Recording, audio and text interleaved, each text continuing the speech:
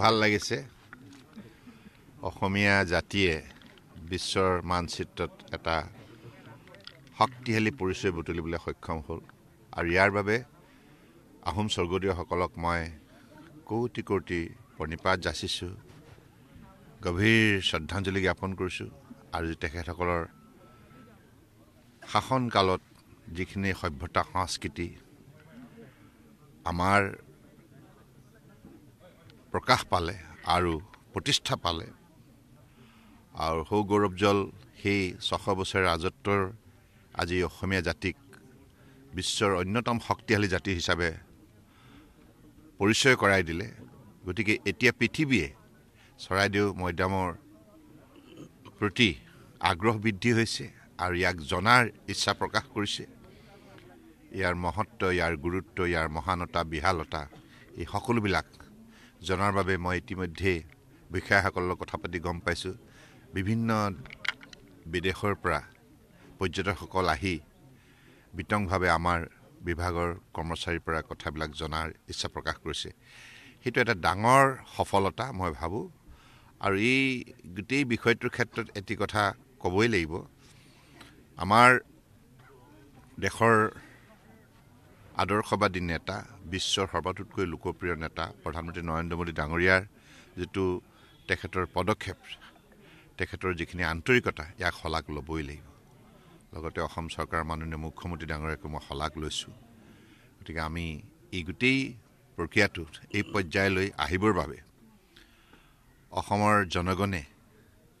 যিখিনি আন্তৰিকতা যিখিনি প্ৰচেষ্টা হাতত ল'লে তাৰ ফলশ্ৰুতিত আজি আমি এনেধৰণে স্বীকৃতি বুটলিবলৈ সক্ষম হৈছোঁ গতিকে স্বৰ্গদেউসকলৰ আদৰ্শ স্বৰ্গদেউসকলৰ কৰ্মৰাজিক আমি জীয়াই ৰাখিব লাগিব কাৰণ তেখেতসকলে আমাক শিকালে যে কেনেধৰণে বিশ্বৰ মানচিত্ৰত আজি প্ৰায় 800 কোটি জনতাই বসবাস কৰা বিশ্বৰ মানচিত্ৰত অসমীয়া জাতিয়ে প্ৰতিষ্ঠা লাভ কৰিব পাৰে আৰু ইয়াৰ বাবে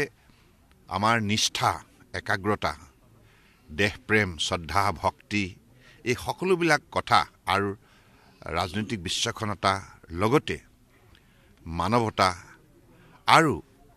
কৃষ্টি সংস্কৃতি আধ্যাত্মিক চিন্তাধাৰা আৰু সমন্বয় এই কথাবিলাক যে আমি গুৰুত্ব দি যাব লাগিব কাৰণ স্বৰ্গদেউ চাওলুং চুকাফাই ত্ৰয়োদশ শতিকাতে আৰম্ভ কৰিলে যে সকলোকে লৈ আমি আমাৰ ৰাজ্যখনৰ জনতাৰ উন্নয়নৰ বাবে কাম কৰিম সেই যে মহান মানৱীয় দৃষ্টিভংগী সাৰ্বজনীন মানৱীয় যেটো নীতি ইয়াক শলাগ ল'বই লাগিব আৰু আজি আপোনালোকে দেখিছে এই নীতি ইমান প্ৰাসংগিক বৰ্তমান প্ৰধানমন্ত্ৰী ডাঙৰীয়াও এই নীতিকে লৈছে সবকা সাথ সবকা বিকাশ হয়নে যে নীতি মই আগতেও কৈছোঁ লাচিত দিৱসৰ সময়ত দিল্লীতো এই কথাটো মই মাননীয় প্ৰধানমন্ত্ৰী ডাঙৰীয়াৰ সন্মুখতে কৈছিলোঁ ভাল লাগে মোৰ যে আজি অসমীয়া জাতিয়ে বহু ক্ষেত্ৰত গোটেই বিশ্বৰ মানৱ সমাজক আজি বহুত বিভিন্ন ধৰণৰ সঠিক দিশৰ সন্ধান দিবলৈ সক্ষম হৈছে গতিকে স্বৰ্গদেউসকলৰ প্ৰতি পুনৰ মই কোটি কোটি প্ৰণিপাত যাচিছোঁ আৰু আশীৰ্বাদ বিচাৰিছোঁ যাতে আমিও সকলোৱে জীয়াই থকা সকলে বৰ্তমান সময়ত তেখেতসকলৰ আদৰ্শৰে যেন বৃহত্তৰ অসমীয়া সমাজখনক আগুৱাই নিব পাৰোঁ ভাৰতবৰ্ষৰ শক্তি বৃদ্ধি কৰাৰ ক্ষেত্ৰত উল্লেখযোগ্য অৱদান আগবঢ়াব পাৰোঁ